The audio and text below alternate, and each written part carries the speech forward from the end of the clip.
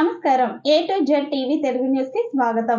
ఏజెన్సీలోని గిరిపుత్రులు పూర్వం నుండి పూర్తి స్థాయిలో నాణ్యమైన విద్య అందకపోవడంతో చాలా విధాలుగా తమ బంగారు భవిష్యత్తుని నష్టపోతున్నారు.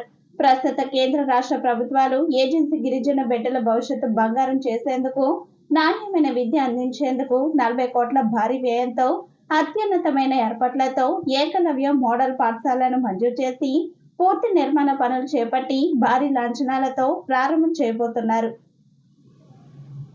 ఈ ప్రారంభ కార్యక్రమం మంత్రి సీతక్క మరియు ఎంపీ బలరాం నాయక్ సమక్షంలో ఢిల్లీ నుండి ప్రధానమంత్రి నరేంద్ర మోడీ వర్చువల్ విధానం ద్వారా ప్రారంభం చేస్తున్నారు.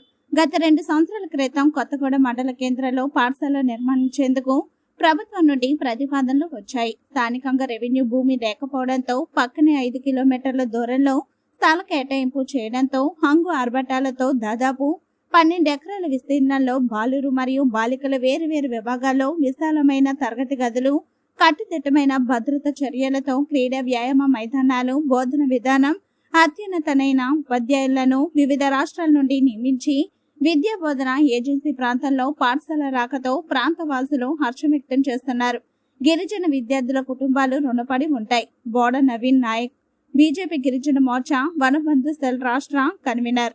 ఏజెన్సీ మండలమైన కొత్తగూడ మండలంలోని పోగులపల్లిలో ఏర్పాటైన ఏకలవ్య గురుకుల పాఠశాలలో గిరిజన విద్యార్థులకు సిబిఎస్ఈ సిలబస్ తో పాటు డిజిటల్ విద్యా బోధన నిర్వహిస్తారని, కేంద్ర ప్రభుత్వం కేటాయించిన 40 కోట్ల నిధులతో క్లాస్ రూములు, ఉపాధ్యాయులకు, సిబ్బందికి క్వార్టర్స్, లైబ్రరీ ఇలా అనేక సదుపాయాలు కేంద్ర ప్రభుత్వం కల్పించిందని, ఈ పాఠశాల ఏర్పాటుకు సహకరించిన కేంద్రంలోని నరేంద్ర మోదీ ప్రభుత్వానికి గిరిజన విద్యార్థుల కుటుంబాలు రుణపడి ఉంటాయని అన్నారు.